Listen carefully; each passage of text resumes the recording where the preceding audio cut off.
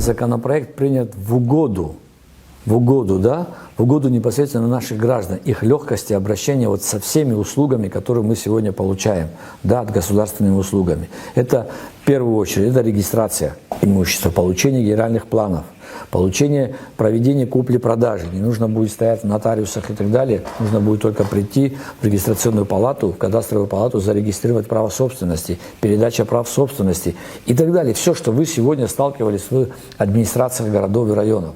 Сегодня все эти органы будут работать непосредственно в одном центре, будут все зарегистрировано, и ничего не надо будет искать.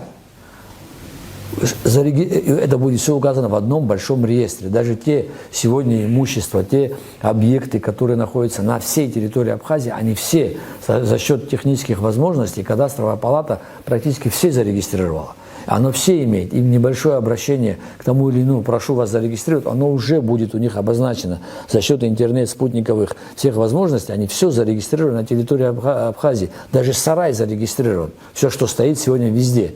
Другой вопрос, он с разрешением или без разрешения, это уже будет второй вопрос, который там же также будет задаваться. Для рынка недвижимости будет понятно, какой объем имущества сегодня у государства зарегистрировано легко, и какая его цена, кадастровая стоимость.